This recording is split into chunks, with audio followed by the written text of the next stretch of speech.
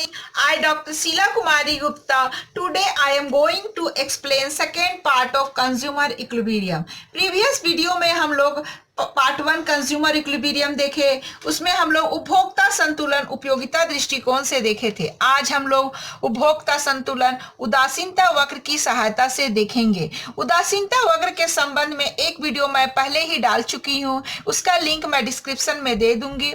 अगर आप नहीं देखे हैं तो उसे अवश्य देखिए, जिससे हमारा ये जो उपभोक्ता संतुलन का कॉन्सेप्ट है वह क्लियर हो जाएगा। The mathematical economics Ainsworth first introduced the idea of the indifference curve in 1881, but the credit for developing it goes to the Pareto, Hicks, Allen and Fisher. हम जानते हैं कि सबसे पहले एजवर्थ ने उदासीनता वक्र का विचार दिया था, फिर फिशर, पैरेटो, जॉनसन, स्लटस्की, हिस्क एवं एलेन ने उदासीनता वक्र का विचार दिया। उदासीनता वक्र को अनअधिमान वक्र भी कहा जाता है। We also know that due to the decreasing marginal substitution rate, the indifference curve convex towards the point of origin. हम यह भी जानते हैं कि उदासीनता वक्र हमारा घटती हुई सीमांत प्रतिस्थापन दर के कारण यह कॉन्वेक्स होता है। उदासीनता वक्र अगर कॉनकेव होता है तो हम एक वस्तु का प्रयोग करते हैं। इसकी विशेषता है, हम उदासीनता वक्र के बारे में जानते हैं कि यह क्या होता है, कॉन्वेक्स होता है, और यह घटती हुई सीमांत प्रतिस्थापन दर के कारण होता है। इसलिए हम लोग MRS XY बराबर delta Y by delta X दिखलाते हैं। और हम यह भी जानते हैं कि दो उदासीनता वक्र एक दूसरे के समानांतर नहीं हो सकते। The two indifference curves can not be parallel to each other. अब इन्हीं की सहायता से हम कंज्यूमर इक्विलिब्रियम देखेंगे। तो कंज्यूमर इक्विलिब्रियम के लिए हमें उपभोक्ता संतुलन के लिए हमें दो चीजों का होना आवश्यक है।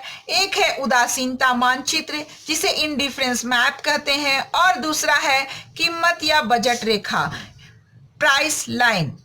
A consumer will be in equilibrium at the point that is he will get maximum satisfaction when the following condition, उपभोक्ता अधिकतम संतुष्टि प्राप्त करने के लिए निम्नलिखित कंडीशन का प्रयोग करेगा। एक उपभोक्ता उस बिंदु पर सामयिक स्थिति में होगा, अर्थात वह अधिकतम संतुष्टि तब प्राप्त करेगा जब निम्न शर्तें पूरी होगी। First, the budget line should be tangent to the indifference curve. First of equilibrium, the condition is that the consumer equilibrium is at the point where the price or budget line tangent to the indifference curve. हम सभी जानते हैं कि budget line कैसा होता है, इस तरह से होता है। प्रीवियस वीडियो में हम लोग देख चुके हैं बजट लाइन के बारे में। ये y एक्सिस है और ये x एक्सिस है। यहाँ y कमोडिटी का प्राइस है, यहाँ x कमोडिटी का प्राइस है। मान लिया ये y कमोडिटी का प्राइस PL है और x कमोडिटी का प्राइस क्या है, OL है। तो इन दोनों बिंदुओं को जब हम मिलाते हैं तो ये हमारा प्राइस लाइन कहता है। तो हमारा कंज्यूमर इक्विलिब्रियम के लिए फर्स्ट कंडीशन ये है कि कीमत या बजट रेखा क्या होनी चाहिए। ये जो कीमत है या बजट रेखा है वह उदासीनता वक्र को क्या करना चाहिए, स्पर्श करना चाहिए।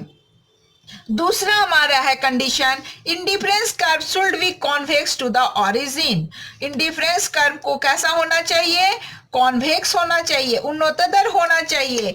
उदासीनता वक्र कॉन्वेक्स अर्थात हमारा इस तरह से होना चाहिए, कॉनकेव नहीं होना चाहिए। अगर यह कॉनकेव होगा तो ये दो वस्तुओं के विभिन्न संयोगों को नहीं दर्शाएगा, और हमारा इस तरह से होना चाहिए। और ये भी हमें विशेषता में हम लोग देख चुके हैं प्रीवियस वीडियो में कि क्या होता है, ये एक्स एक्सिस और वाई एक्सिस को क्या करता है, आपस में टच नहीं करता है, ये हट के रहता है। ये उदासीनता वक्र की विशेषता है। तो उपभोक्ता संतुलन के लिए हमारा क्या होना चाहिए, उदासीनता वक्र को कॉन्वेक्स होना चाहिए। तो ये दो कंडीशन है उदासीनता वक्र की सहायता से उपभोक्ता संतुलन को समझने के लिए। अब हम इसे एक डायग्राम से समझेंगे। मान लिया जाए ये डायग्राम है, इसमें हम OX अक्ष पर X गुड्स को लेते हैं, OY अक्ष पर हम OY गुड्स को लेते हैं। BL हमारा क्या है, प्राइस लाइन है, बजट रेखा है, जो दिखलाता है कि Y वस्तु का कीमत कितना है, OB है, और X वस्तु का कितना कीमत कितना है, OL है। और ये हमारा इंडिफरेंस कर्व है, IC1, IC2 और IC3। Budget line indifference curve को देखेंगे, इस E बिंदु पर संतुलन में हो रहा है, काट रहा बराबर है, तो हमारा उपभोक्ता इस बिंदु पर संतुलन में होगा। यहाँ पर हमारा MRX XY बराबर PX बाय PY है।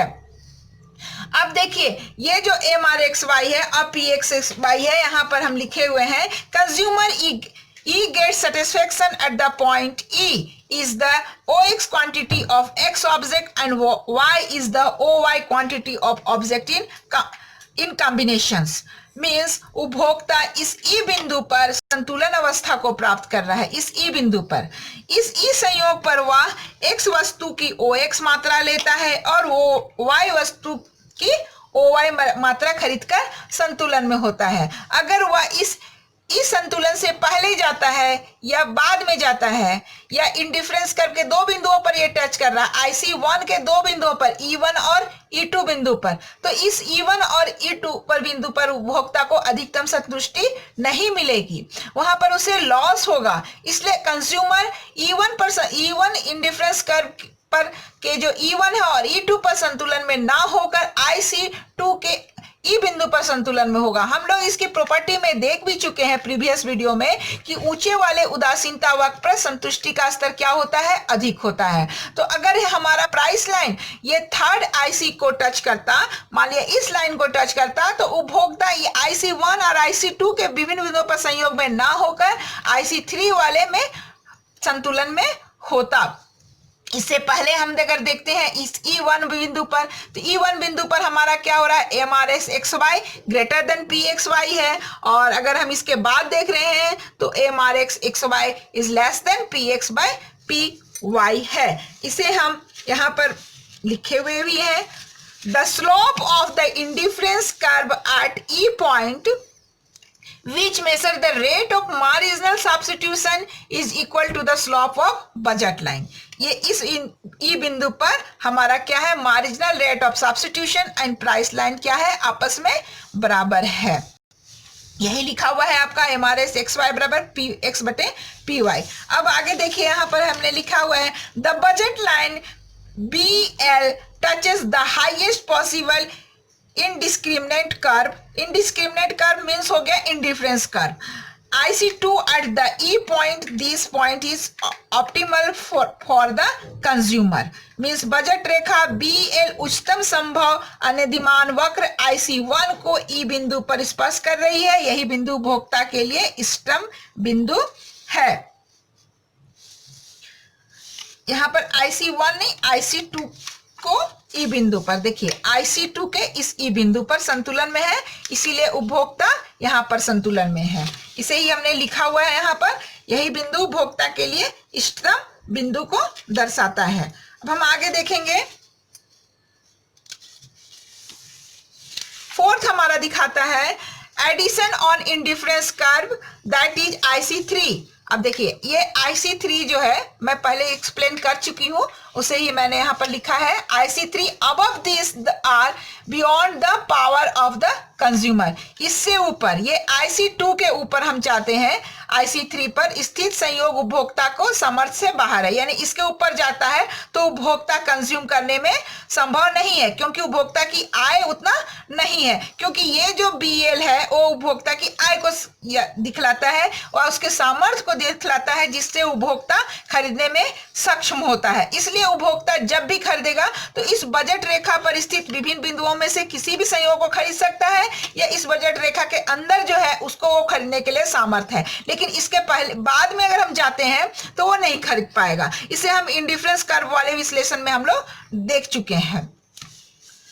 उसके बाद देखिए पांचवा पॉइंट में हमने लिया है, इससे नीचे के अनादिमान वक्रों जैसे IC1 पर स्थित संयोग E1 और E2 उपभोक्ता के लिए निश्चित तौर पर तुलनात्मक कम संतुष्टि प्रदान करने वाले हैं, क्योंकि ये निचले अनादिमान वक्र IC1 पर स्थित है। मैं पहले ही बता चुकी हूँ कि IC2 के अगर नीचे वाले चले जाते हैं IC1 पर, E1 और E2 पर, तो वो निचले उदासीनता वक्र पर उसको क्या होगी, कम संतुष्टि मिलेगी। क्योंकि ये संतुलन के लिए हम लोग एक्सप्लेन भी किए हैं कि ऊंचे वाले उदासीनता वक्र पर उपभोक्ता को क्या होती है, अधिकतम संतुष्टि मिलती है। तो वही यहाँ पर लिखा हुआ है।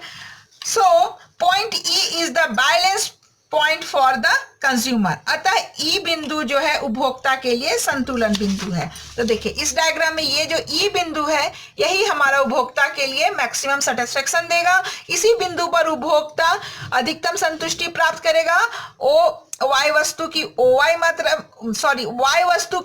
मात्रा खरीदकर और X वस्तु की OX मात्रा खरीदकर उसे मैक्सिमम सेटिस्फेक्शन प्राप्त होगा। इसलिए उपभोक्ता इस E बिंदु पर संतुलन में होगा। अब यदि हम देखें कि इसकी कंडीशन क्या है संक्षेप में, कि उदासीनता वक्र की सहायता से कंज्यूमर इक्विलिब्रियम की कंडीशन है, तो फर्स्ट आप देखेंगे the rate of marginal rate of substitution should be equal to the price ratio. Means marginal rate of substitution, सीमांत प्रतिस्थापन की दर हमारे कीमत अनुपात के बराबर होनी चाहिए। यहाँ पर MRS जो है वह उदासीनता वक्र के ढाल को दर्शा रहा है। ये कॉम्पिटिटिव एग्जाम में पूछता भी है कि सीमांत प्रतिस्थापन की दर या MRS XY किसे दर्शाता है। तो आप याद रखिएगा MRXY जो है वह उदासीनता वक्र की ढाल को दर्शाता है और PX डिवाइडेड बाय PY जो है वो प्राइस लाइन की ढाल को दर्शाता है। दूसरी कंडीशन है हमारा marginal rate of substitution must be falling. MRS XY हमारी क्या होनी चाहिए, गिरती हुई होनी चाहिए। तो ये उदासीनता वक्र की सहायता से उपभोक्ता संतुलन के दो महत्वपूर्ण कंडीशन है जो कि आपको याद होना चाहिए। Thank you for watching my video. Please like and subscribe.